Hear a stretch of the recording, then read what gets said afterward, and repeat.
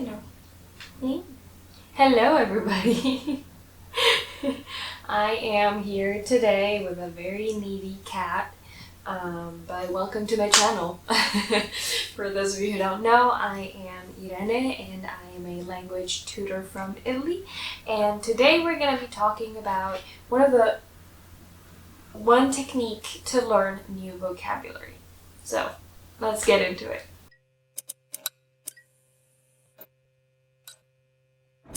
The technique that we're going to be talking about today involves reading. Reading as a tool to learn new words and new vocabulary that I believe is actually a very, very effective tool if used in the right way. Before we get into it though, I hope you guys like cats. Make sure you leave a like and subscribe if you like this kind of video. And on this channel we talk all about languages, all about learning techniques, and a little bit of like Italian grammar in general, and but we also talk sometimes a little bit about books. So if you like reading and languages, this is a good place for you. So make sure you subscribe down below and hit that bell button. Let's get into the good stuff. Alright, so why did I decide to talk about reading? Reading in general, I believe, is an extremely effective tool for learning new vocabulary, learning new words, if you do it in the right way. I personally love reading and I really enjoy the experience of reading. I've always enjoyed it, so that's gonna be very effective for me. But one thing that we all have to remember is that we are individuals and we like certain things that other people might not enjoy quite as much. So I am sharing my experience and my method, but it's not an absolute truth. That's very important for everyone to keep in mind. Any technique that I have used that I might enjoy, you might not enjoy. So it's very, very personal. So I speak 3 languages more or less fluently, and I try to read books in all 3 of them. Okay, so I try to alternate in. I book in English, I book in Italian, and I book in Swedish. It doesn't always go that way, because I'm not always feeling to read a certain book in a certain language. I maybe, one day I feel like reading English, and the day after I still feel like reading English. So it all depends on how I'm feeling. And that is very important to me because you don't want to be doing something that you don't enjoy and then you don't actually want to be doing. I just don't like the idea of forcing myself to do something because, for the sake of sustainability. What I am trying to do is reading in all 3 languages regularly so I don't get burnt out in any of them. This technique that I'm going to be talking about is a technique that I use mostly in my weaker languages. I don't use it in Italian because it's my mother tongue. I sometimes use it in English when it's necessary, but I feel like I can master English pretty well. I very rarely find books where I don't understand what is going on or I don't understand a significant amount of words. So I will give you this example with my latest Swedish book.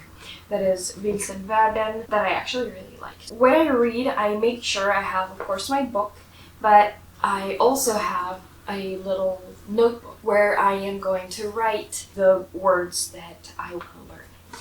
But one thing I want to say before, actually getting into the technique. Especially if you are a beginner, sometimes it can be hard to find a book that is your level because most published books are, there's everyday language or even literary language that can be even more difficult than everyday language. So it is very important for you to understand what your level is and what books are appropriate for your level and choosing one of those. If you read a book that is too easy or too difficult for you, they are not going to be stimulating your brain in the correct way. Actually, the most ideal situation would be that you are reading a book that has a level that is a little bit above your language, which is going to stimulate your brain to learn more. So this is what I do. I get my book and I get my notebook. And here I have been working on this notebook since probably 2018 or 2019. So I have a pretty big list of words that I find in the book and I write down. But I'm not writing down every single word that I don't understand.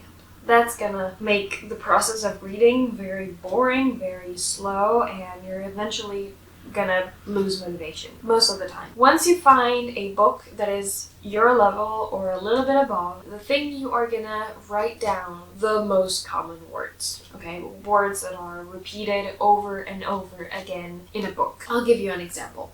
I finished reading about a week ago Alice in Wonderland, and there was a word that was repeated over and over again in the book, and that word was giddy. Okay, now I know what giddy means because of all the times that I've seen the word and tried to understand the context and the meaning from the context. And sometimes that alone works, but it only works with a few words because your brain only has such a determined mental capacity. Just learning a bunch of things together can be difficult. So this comes in handy. Let's say that in the first chapter I find 10 words that I regularly meet and I regularly don't understand. What am I going to do? I'm going to write them down and leave them there, right? And then finish reading the first chapter. I look up the words that I haven't understood so far so that can help me think back about the chapter that I read and understand it more. Of course, if I understand from the context, better. If I don't, it's fine, because I'm still learning. If I think it's necessary, I can go back and read either the entire chapter or the most difficult parts all over again, and that's gonna help me understand a lot more. Actually, repetition. I was talking about repetition. Repetition is really the key to this exercise. And then I'm going to do the same thing over and over again for each chapter. And then what do I do with all of the words that I have written here? I always have this one close. When I am sitting at my desk, I have this basically in front of me all the time. So every now and then I'll just go in, look at, all the last few words that I just learned and their translations, and so I basically periodically repeat these.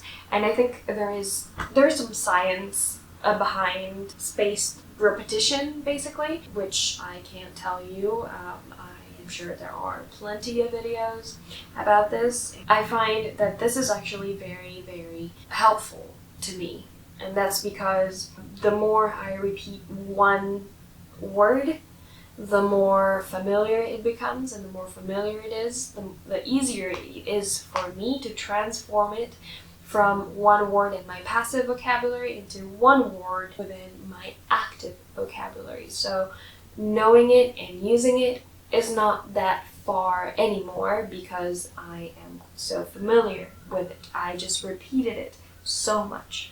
There is actually a Latin saying that is repetita iuvant, which means repetition helps, basically. And I actually strongly believe in it, even though, repetition can be a little boring sometimes. But this is when reading really helps you out, if you actually enjoy reading. If not, I don't even know why you're watching this video, but reading actually really, really helps because you have one entire book that is about one specific topic, okay, or one certain topic. And that topic uses the same kind of words, and that author uses more often the same kind of word because that's their own personal language. So a book in itself is not only a great tool to receive new vocabulary, new grammatical structures, it's also a great tool for repeating them and revising them without being, actively revising them. So you will see the same words in different ways, and that is going to help you absorb the word. Okay, get familiar with the word, which is the most important thing. And then of course, once you've done this, for some time I used, for example, an app called Anki that I'm sure most language learners out there know or are familiar with. I also used, you can do a similar thing on Memrise that I actually found very, very useful for when I was preparing an exam. And that helps, but you kind of have to, keep doing it over and over again. So yeah, I prefer a more natural approach. Anyway, I really hope this gave you an interesting perspective into reading. Of course, if you read just for fun, especially if you are a beginner, it's gonna help, but not as much as it could. It's a little bit like watching a movie or watching a series with the subtitles in your language. Is that gonna help? Probably not as much as you would like. Yeah, it depends, as I was saying, it depends a lot on how you read. So sometimes I will just read for pleasure, but when you are actually actively trying to learn a new set of words, new vocabulary, and to transform those from passive into active words that you can use in your everyday life, it is very important that you give this a little bit of time and a little bit of effort, because without time and effort, what is it that works without time and effort? So yeah, rant is over. I hope that this gave you inspiration, hopefully, to go out and get a book in your target language and start reading it. I am so very happy that you took some time out of your day to spend with me and to watch my video. And I've been thinking about making this video for a long time, because it's, learning techniques are just as important as notions and things that you have to learn, you can learn. So I thought that was a vital part of what we are doing on this channel. I really hope you enjoyed, and I am sending you a huge kiss. And I will see you in my next one. Again, like, subscribe, and I will talk to you soon. Bye. No. He farted.